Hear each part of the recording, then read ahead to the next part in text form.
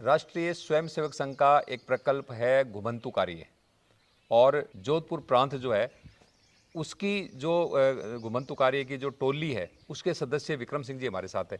विक्रम सिंह जी, आपका ये जो घुमंतू कार्य के नाम से जो आपकी ये टोली है, संघ का ये जो प्रकल्प है, ये है क्या? पहले तो इसके बारे में बताइए। घुमंतू कार्य और घुमंतू जातियां उन लोगों को कहा जाता है जो पूरा एक परिवार अगर कोई घूमता है एक जगह से दूसरी जगह जाता है तो उसको बेघर कहा जाता है।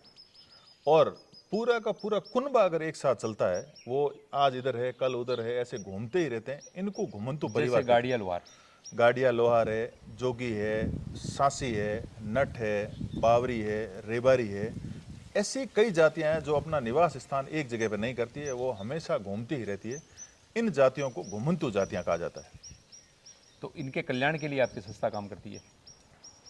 हम कल्याण बात करें ये बहुत बड़ा शब्द होगा, लेकिन संघ का प्रकल्प है घुमंतू कार्य।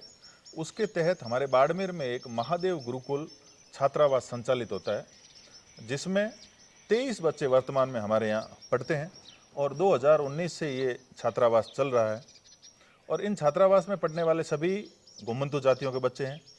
जो हमारे यहाँ कालबेलिया जोगी हैं, गवारिया हैं, गाडोलिया लोहार है, सांसी है और रेबारी है। इन बच्चों को रहना, खाना, दीक्षा, शिक्षा सारी हम इस छात्रावास में करते हैं और ये पूर्ण रूप से समाज के सहयोग से ही चलता है। ऐसा घुमंतू कार्य पूरे देश भर में चल रहा है। केवल छात्रावास हमारा एक विषय है। इन घुमंतू जातियां जो देश आज़ाद होने के 75 वर्ष बाद भी मूलभूत सुविधाओं से बहुत दूर है, इनको मुख्य धारा में लाने के लिए संघ द्वारा एक प्रयास चल रहा है, उसी का नाम घुमंतू कार्य है। और हम इनके साथ शिक्षा के साथ दूसरा ये काम कर रहे हैं कि इनके मूलभूत डॉक्यूमेंट्स बन जाएं, कि ये ऐसे प्रूव आधार कार्ड आधार वगैरह। कार्ड बन जाए, ये बोले कि हम भारत के नागरिक हैं।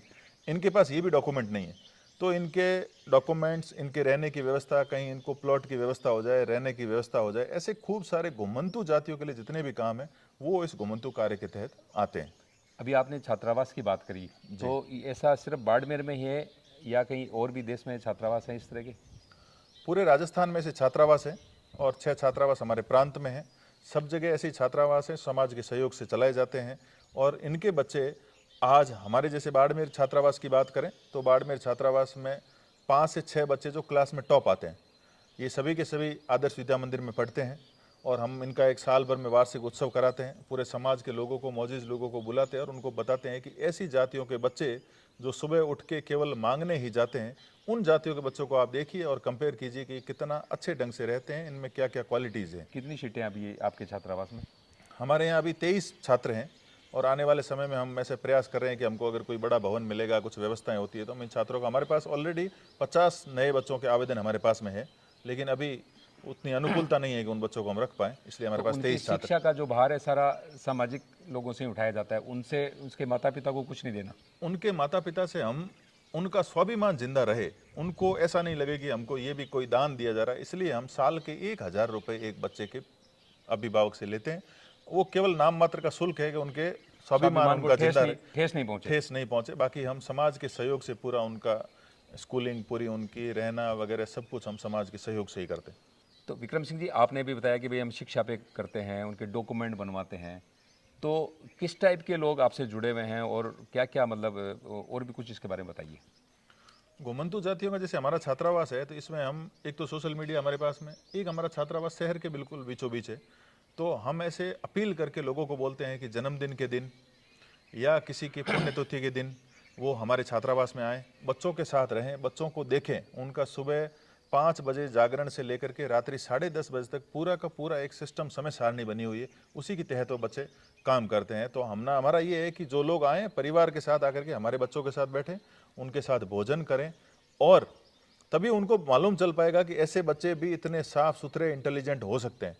और दूसरी बात है कि हमारे से ये घुमंतू जातियों के जितने बिरादरी के लोग हैं, ये हमसे लगातार संपर्क में रहते हैं। कभी हम उनको डॉक्यूमेंट के लिए हम क्या हेल्प कर सकते हैं, कौन से डिपार्टमेंट में जाना है, वहाँ किससे मिलना है, एप्लीकेशन कैसे लिखनी है, ई मित्र कौन सा है जो हमारी सहयोग करता है।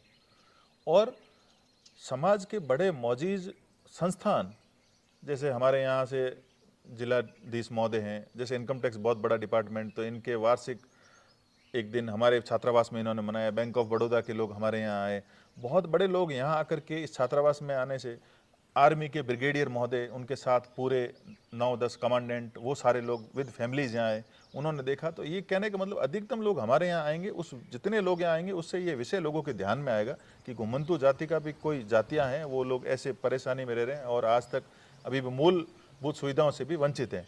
इसलिए एक छात्रावास दिखाने के लिए प्रकल्प है, लेकिन बाकी जितनी भी सुविधाएं हैं, आम आदमी को जो सुविधाएं मिलती है, उनके लिए हम घुमंतू जातियों में हम लगातार कार्यरत हैं और कार्य कर रहे हैं।